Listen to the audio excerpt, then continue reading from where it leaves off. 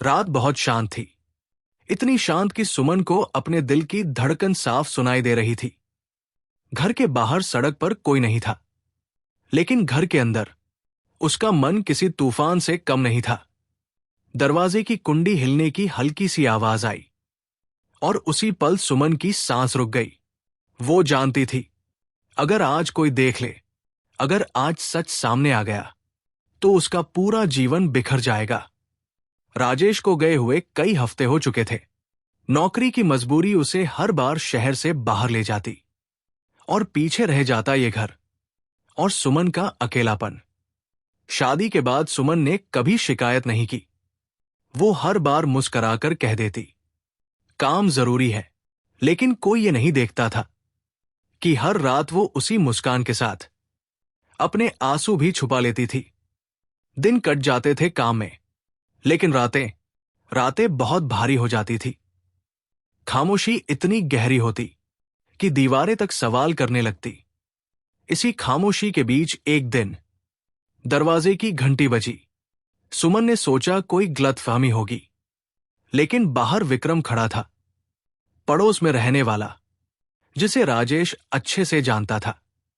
उसने कहा, बिजली का मीटर चेक करना है, नीचे से कहा गया है। सुमन ने बिना ज्यादा सोचे दरवाजा खोल दिया। उसे क्या पता था कि यही दरवाजा उसकी जिंदगी की सबसे बड़ी उलझन बन जाएगा।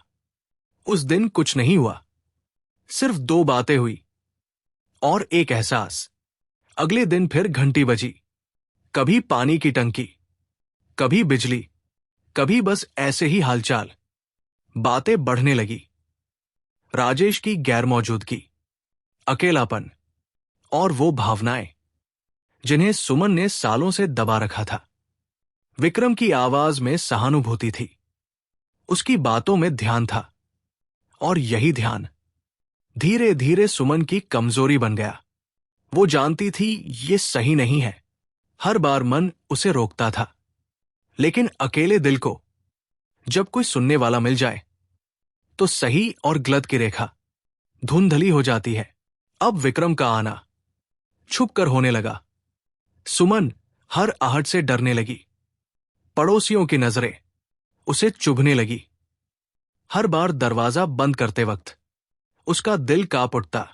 वो खुद से कहती, मैं कुछ गलत नहीं कर रही, मैं बस टूट रही हूं।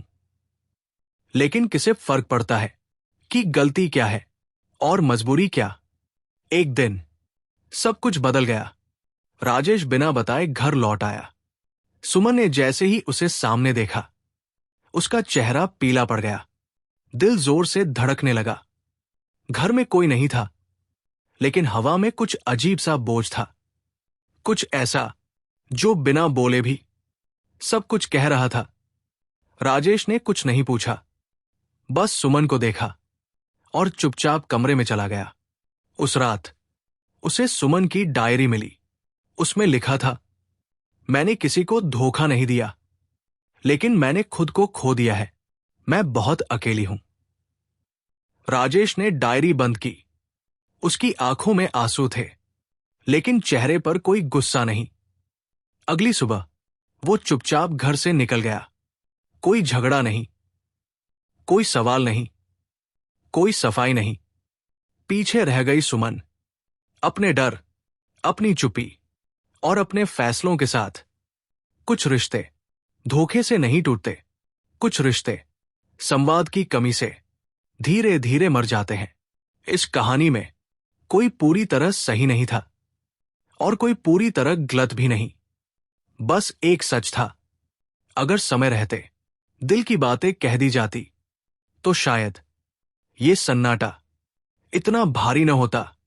क्योंकि जब रिश्तों में बातें बंद हो जाती है तो दरवाजे अपने आप खुलने लगते हैं, और वही दरवाजे कभी कभी जिंदगी भर का दर्द दे जाते हैं।